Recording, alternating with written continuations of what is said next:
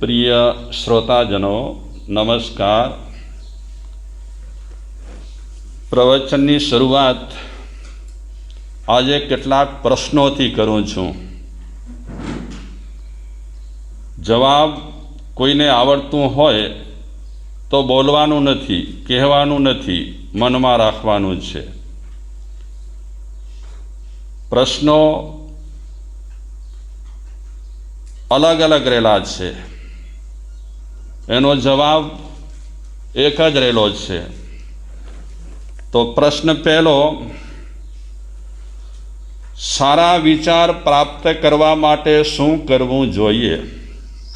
પ્રશ્ન પહેલો, સારા વિચાર પ્રાપ્ત કરવા માટે શું કરવું જોઈએ? જવાબ આવે તો બોલવાનું નથી, મૌન રહેવાનું છે, જવાબ મનમાં રાખવાનું છે।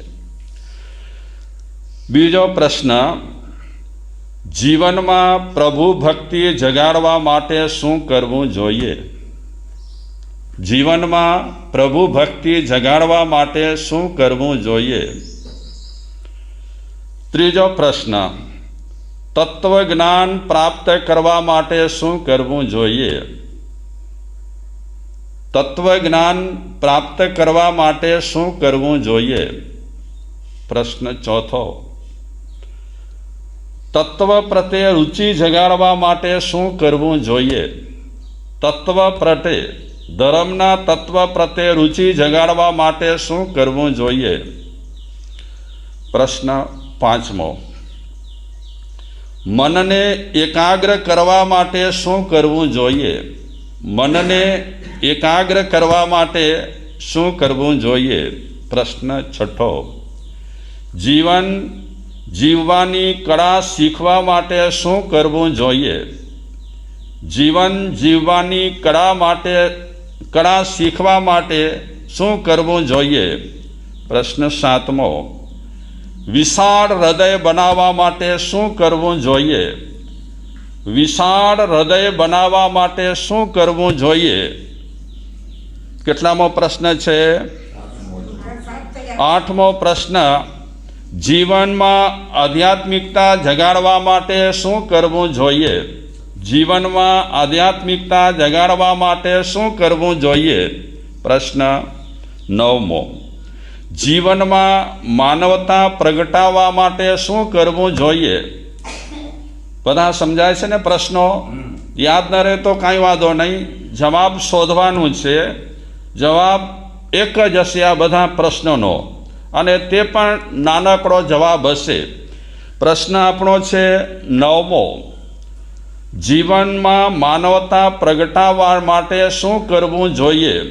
દસમો પ્રશ્ન, જીવનમાં દાન વગેરે ધર્મો પેદા કરવા માટે શું કરવું જોઈએ? પ્રશ્ન 11મો, જીવનમાં ધર્મ રુચિ જગાડવા માટે શું કરવું જોઈએ? પ્રશ્ન 12મો, ભજન કીર્તન ધાર્મિક ક્રિયામાં ભાવ જગાડવા માટે શું કરવું જોઈએ?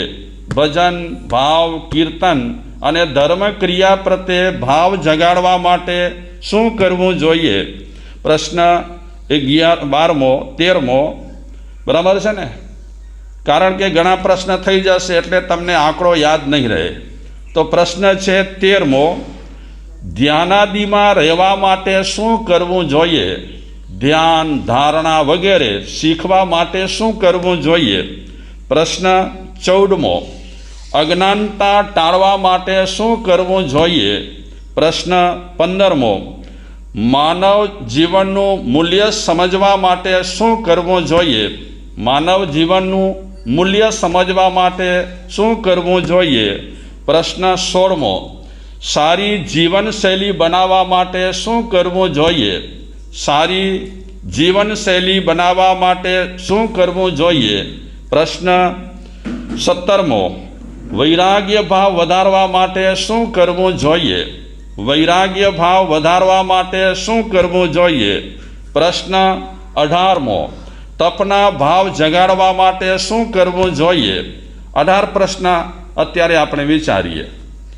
વધારે પ્રશ્ન ઘણા છે, પણ આપણે 18 સુધી આવી અને અટકી જઈએ છીએ.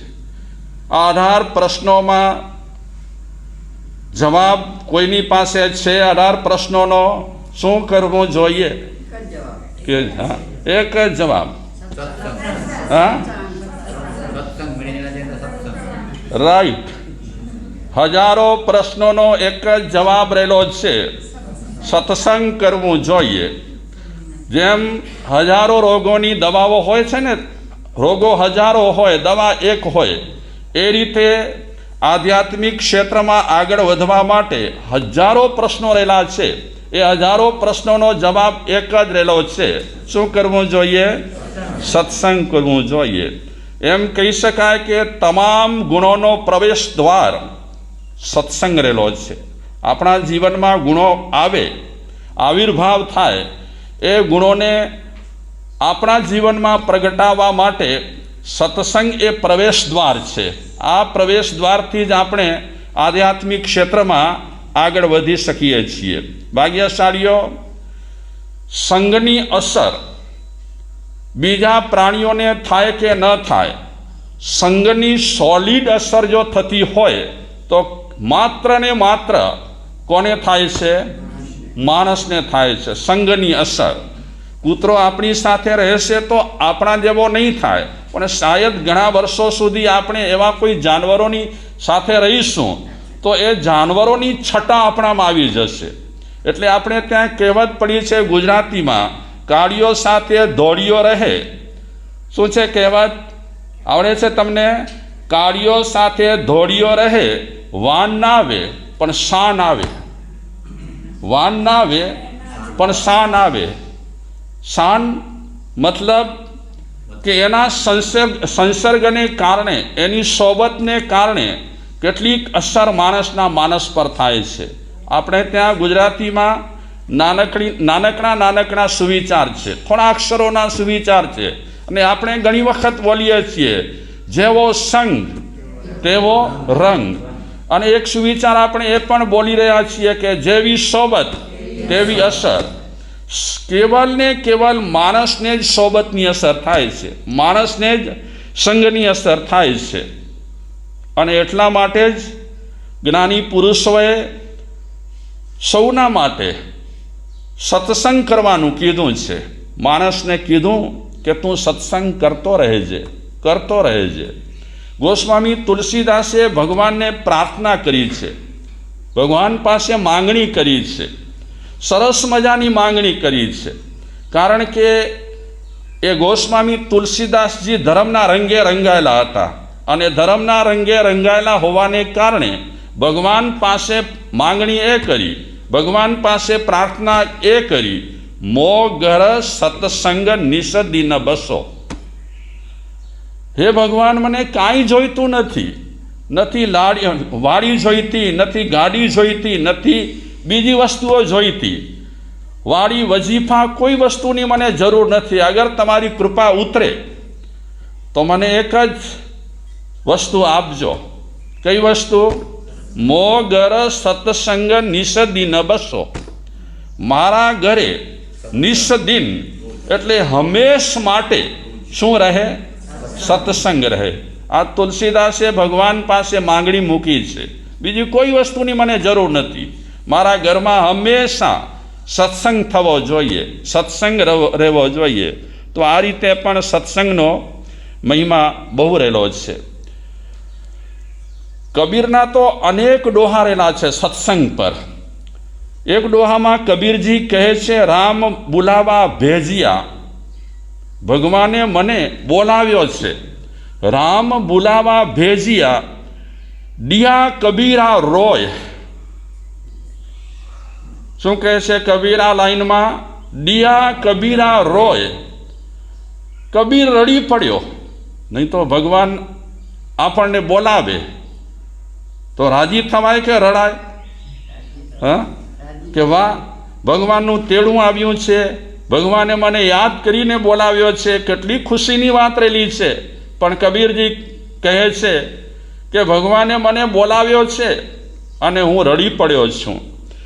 રામ બુલાવા ભેજિયા, દિયા કબીરા રોય, જો સુખ સાધુ સંગ में જો સુખ સાધુ સંગ में વૈકુંઠ સો વૈકુંઠ ન હોય। કબીરજી કહે છે જે સુખ સાધુ સંગમાં છે, ભાગ્યશાળીઓ ફરી એક વખત ખુલાસો કરીશ, સાધુ એટલે કેવળ સાધુના કપડાં પહેર્યા હોય તે નહીં, ગમે તે માણસ સાધુ હોઈ શકે છે। કારણ કે કબીરજીએ તો ઘણા ભજનોમાં છેલ્લી લાઈનમાં એક જ વાત કરે છે, ગળીએ ગળીએ કહત કબીર સુનો ભાઈ સાધુ, કહત કબીર સુનો ભાઈ સાધુ। એમ નથી કીધું હો દુનિયા એક નંબરી મેં 10 નંબરી, એમ નહીં। કબીરના દરેક ભજનમાં ગાયું છે કબીરે કહત કબીર સુનો ભાઈ સાધુ। સાધુ એટલે કબીરના ભજન કેવલ સાધુનો ડ્રેસ પહેરેલો હોય એ સાધુ સાંભળતા નથી। કબીરના ભજનો તો તમામ લોકો સાંભળી રહ્યા છે અને એ તમામ લોકોને કબીરે સાધુ કીધું છે। જે સજ્જન હોય, જે સાત્વિક વિચાર ધરાવતો હોય, જેની રહેણી કેણી એકદમ સરસ મજાની હોય, એને શું કહેવાય? સાધુ। આપણે ઘણી વખત ઘણા લોકોને પણ કહેતા હોઈએ છીએ કે હી મારું તો સાધુ જડો હોય, આ માણસ તો સાધુ જેવો છે। કેમ સાધુ જેવો? એટલે ભલે કપડાં નથી પહેર્યા પણ એના રીત રિવાજ, એનું વર્તન બધું કોના જેવું? સાધુ જેવું। ન કોઈની સાથે લડવાનું, ન કોઈની સાથે ઝઘડવાનું, પરમાત્માની અંદર લીન રહેવાનું, પરમાત્માની ભક્તિ કરવાની। આવા જે લોકો રહેલા હોય બધા સાધુ રહેલા છે। તો સાધુનો સંગ કબીર કહે છે કેવો છે? વૈકુંઠમાં જે સુખ નથી એ સુખ ક્યાં છે? સાધુ સંગમાં રહેલો છે। એટલે ભગવાને મને જે બોલાવ્યો છે ને એ મને સાંભળીને જ રડવું આવે છે કે ભગવાન મને શા માટે બોલાવ્યો? મારે તો સાધુ સંગમાં રહેવું છે। ગંગાબાઈ સતીના એક ભજનમાં ગંગાબાઈ કહે છે, ગંગાબાઈ તો અહીંયા વાપરમાંય છે, હા, પ્રવીણાબેનના દાદીમાં, એ ગંગા સતી થઈ ગયા। પાનબાઈના ભજન ગંગાબાઈના ભજન છે, એમાં ગંગાબાઈ કહે છે સંગતિ કરો તો તમે એવા નરની કરજો જેથી ઉતરો ભવ પાર। તમે સોબત કરો તો એવા માણસની કરજો કે એની સોબતથી તમે ભવમાં ભટકો નહીં પણ તમારો ભવ પાર થઈ જાય, એવા વ્યક્તિઓની સાથે તમે સોબત કરજો। આપણે ઘણી વખત એક ગીત બોલાવીએ છીએ, સ્તવન, સરસ મજાનો સાદો સીધો અને પ્રચલિત સ્તવન રહેલો છે। ખેલ જે ભક્તિનો જંગ જીવન મેદાનમાં, ખેલ જે ભક્તિનો સંગ,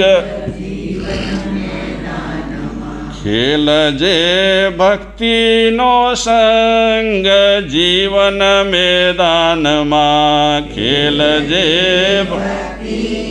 રંગ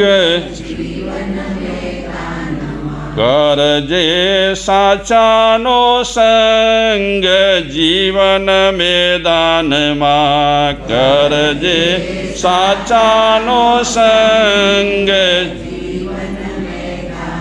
કરજે સાચાનો સંગ જીવન મેદાનમાં, સાચાનો સંગ જીવન મેદાનમાં, ખેલજે ભક્તિનો રંગ જીવન મેદાનમાં, ભક્તિનો રંગ જીવન મેદાનમાં, લઈ લેજે ટેક એક સંતોના સંગની, જે ટેક એક સંતોના, લઈ લેજે ટેક એક સંતોના સંગની, લઈ લેજે ટેક એક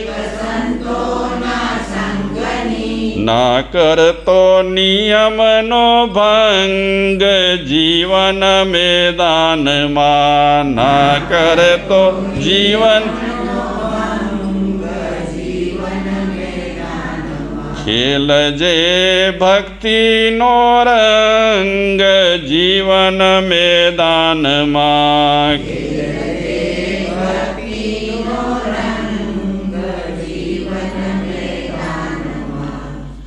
તો આ ગીતમાં પણ આ જ વાત કરે છે, લઈ લેજે ટેક એક સંતોના સંગની, એક તું એવી બાધા લેજે, એક એવી તું પ્રતિજ્ઞા લેજે, એક એવા પચખાં લેજે કે હું હંમેશા સારા માણસોના સંગમાં રહું. કારણ કે સારા માણસ સાથે આપણે વસીશું તો એના જેવી બુદ્ધિ આપણામાં આવશે, અને એવા વ્યક્તિઓ સાથે આપણે વસીશું તો નરસા વ્યક્તિઓ સાથે આપણે વસીશું તો આપણામાં પણ બુદ્ધિ નરસી આવશે. કબીર કહે છે, કબીરા સંગતિ સાધુ કી, કબીરા સંગતિ સાધુ કી, જ્યોं ગંધી કી બાસ, જ્यों गंधी की बास, जो कछु गंधी डे नहीं, जो कछु गंधी डे नहीं, तो भी वास सुवास, तो भी वास सुवास. कबीरा संगति साधु की. કબીર કહે છે કે સાધુની સંગતિ કેવી છે, સારા માણસની સંગતિ કેવી છે? જ્યોं ગંધી કી બાસ, ગંધી એટલે આપણા કચ્છીમાં ગંધીને ગંધી કરે, હા ગંધી, હા એ કચ્છી શબ્દના હિન્દી શબ્દ એટલે કબીર કહે છે કે સાધુની સોબત કેવી રહેલી છે? ગંધી એટલે જે અત્તર વેચતો હોય, અત્તર વેચતો હોય એને ગંધી કહેવાય.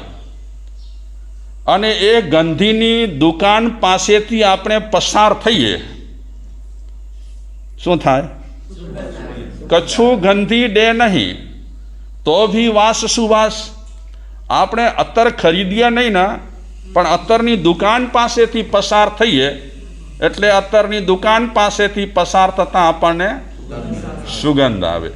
વગર પૈસે સુગંધ મળે, અત્તર ખરીદ્યો ન હોય તો પણ સુગંધ મળે. કબીર કહે છે કે બસ સારા માણસોની સંગતિ આવી રહેલી છે.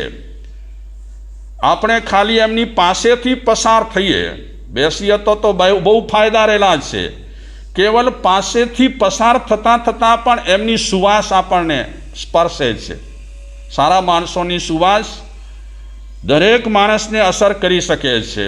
એટલે ઘણા દિવસથી આપ સૌને એવું લાગતું હશે કે મારા સાહેબ સત્સંગ પર કેમ બોલે છે આટલું. એનું કારણ છે આખું જંબુકુમારનું ચરિત્ર સત્સંગ અને કુસંગ ઉપર રહેલો છે. પૂરો ચરિત્ર, પૂરી કથા સત્સંગ પર રહેલી છે. અને એમાં કુસંગની પણ વાત આવશે, એટલે પ્રભવાડી 500 ચોરોની પણ વાત આવશે. તો પ્રભવાડી 500 ચોરો શેના કારણે થયા હશે?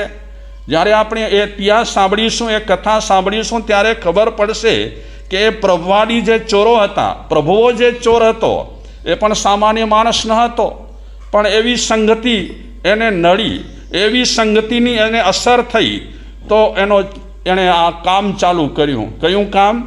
ચોરીનો. એ તો ધીરે ધીરે આપણે આગળ વધીશું એટલે ખ્યાલ આવશે. પણ એ પૂરી કથામાં સંગ, સુસંગ અને કુસંગની વાત આવે છે. તો એ રીતે આપણે બધા જ આગમો લઈએ અને એ બધા આગનોમાં જેટલા પ્રસંગો, કથાઓ રહેલી છે એમાં પણ સંઘ કુસંગ, સંઘ કુસંગની વાતો આવે છે. જૈન સાહિત્યમાં જેટલા રાસ રહેલા છે અને જેટલા ચરિત્ર રહેલા છે એ તમામ રાસોમાં અને તમામ ચરિત્રોમાં સંઘ અને કુસંગની વાત આવે છે. એટલે